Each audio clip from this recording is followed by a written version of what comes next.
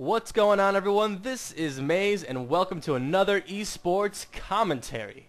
A lot of people have been asking me for some more 2v2 matches, and specifically some people requested a match with me and TickTok. We have played a lot of 2v2s and we get a lot of fun matches, so yeah, I'm just going to go through this game and kind of tell you what I was thinking during the time and kind of show you a little bit of the strategy I like to use as Protoss in 2v2 and kind of showing you also what TickTok likes to do. TickTok plays random, so he is often a very creative player. He will try to do some things that will throw the player off guard, like late proxies and things like that, or just whatever. He has a lot of fun with random. So yeah, this is going to be a 2v2, and we are on the map Desena, I believe is what this is called. If I'm wrong, then feel free to call me a noob, but I'm pretty sure that's what this is called. So I'm actually playing a game with Repsycho and Galandrina, and I think I actually casted a game with a person named Repsycho back in the day, back in the beta.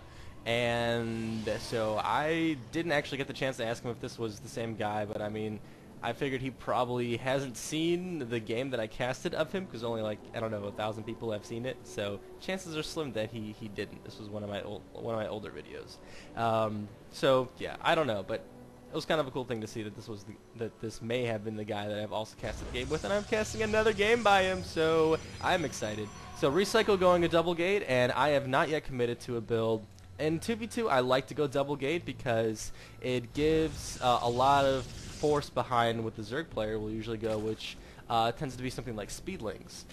Or if they go Roaches even, you know, you just have two strong units moving across the map, although you lack mobility if you go Zealots and Roaches at the same time, but you do get a pretty good mix of strength, and if you can back people into a corner and get them to play some base defense, then that actually can turn out to be a really effective strategy.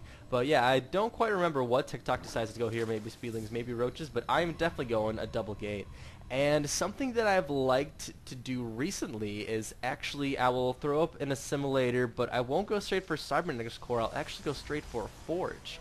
And I saw a Terran professional do this in a game that I was actually, I cast for the IC Cup, if you guys don't know this, and I'm actually going to post a link to the IC Cup channel below, because I've been doing a lot of my casts there recently, because there are a lot of great professional matches there, and I've agreed to help them cast, so I've been putting up games throughout the week. So if my channel seems to be a little sparse at times, that's probably just because I am throwing up games in the IC Cup channel. So check that out too if you haven't. I definitely recommend that.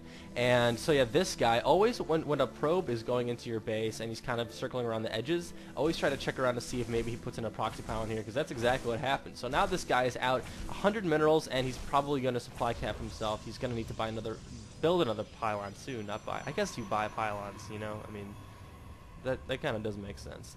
But yeah, so sometimes they will just have this pylon in here in the back of your base so they can warp in units and be sneaky hobbits and stuff. So I'm not letting this happen. This Zealot is about to kill that pylon, and it's going down. So two Zealots now going into TickTok's base. He doesn't have a lot to deal with this right now. It looks like he's actually going Roaches. So he has a Queen and a couple of Zerglings against 3 Zealots. So I don't think that TickTok is going to be able to take out this force, but there are some more Zerglings in production. And ooh, I didn't notice this new production tab here. This is kind of sexy. That's cool.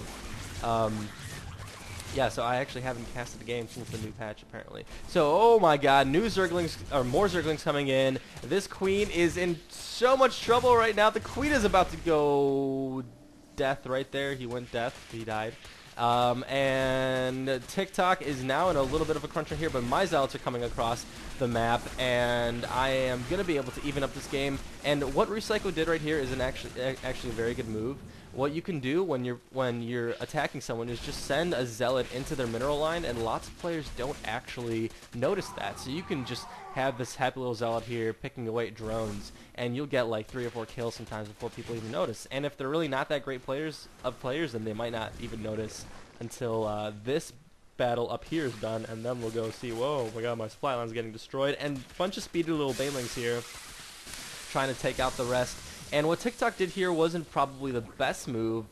Against Banelings, what you want to do is send a couple of Zerglings out and not send them all in on the Banelings, because one Baneling explosion will kill all the Zerglings in the radius. It's not like they'll have a sliver of life; they'll just all die and corrode in acid and stuff.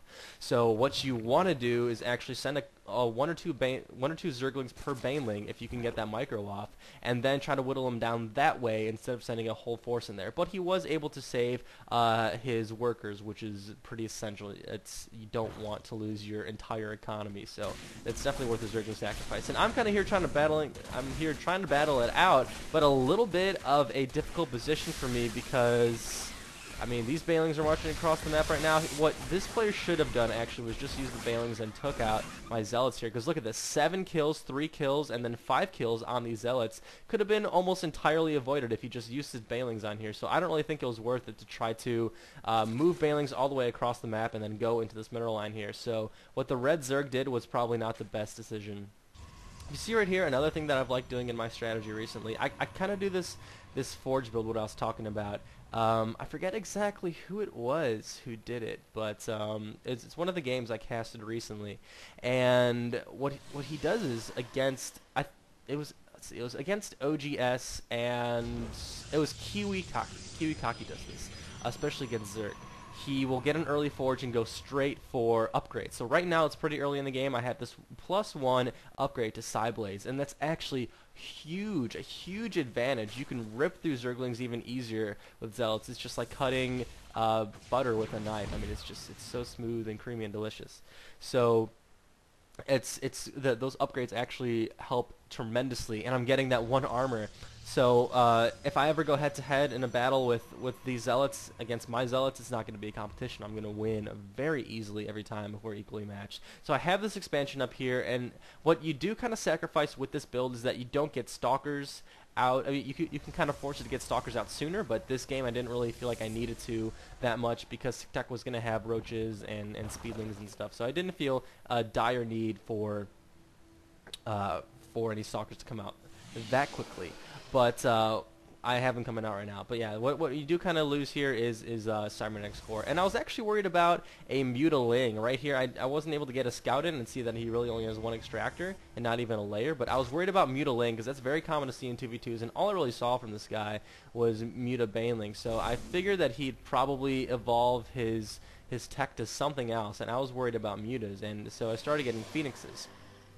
Pheonixes are a great counter against Mutas. If you saw the game I just casted before this on my channel, where TickTok played a Zerg player, you saw that Pheonixes are pretty baller against Mutalisks. So this guy actually still committing to his Baneling force right here, and that's not a bad move against what I have. Pretty much he saw that I only have Zealots. I kind of kept my Stalkers back here, which is good. You don't want to get people complete access to your base to see exactly what you're building. So this guy sees that I have the fast expansion. He's going to be moving in here. I don't really have all that much saturation in right now, so he's moving in these Banelings in here, but that's not really that worth it because I have 1 drone there. So all these Zealots are going to go away. I try to spread out my Zealots so that the Baneling fire will not damage me that much, but he actually did an excellent job right there, getting all my Zealots down in kind of a perfect succession of suicidal bomb explosions.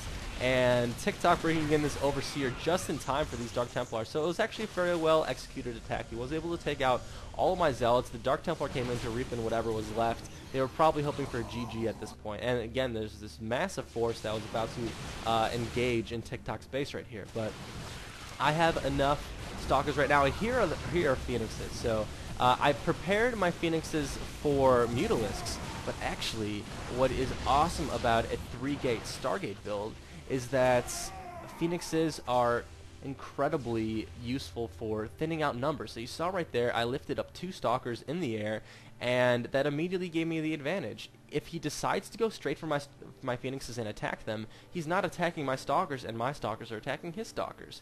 If he decides to attack my Stalkers, that's probably the best decision for him to do. But I am also going to have the upper hand no matter what, because I have these Pheonixes, I have the Stalkers. So it's a great little thing to have.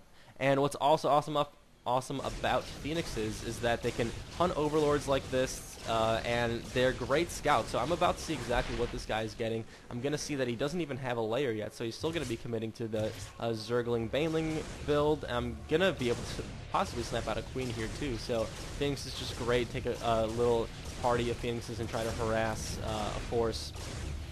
get some overlords, get some queens, get some work, because if you have enough energy, but I'm kind of trying to save it for right now in case a battle approaches. So yeah, like I said, I mean, it's great for scouting around. I'm going to be able to see what Recycle has. I'm going to be able to see that the Zerg is expanding. So Pheonix is great for that. And also what this does is it kind of pressures your opponent to sit back a little, because he might, if he's going to have to play some defense, or else I'm just going to be able to do this all day. So he's going to be forced to warp in some stalkers, maybe move some stalkers back. So it's great to kind of keep him pigeonholed in there.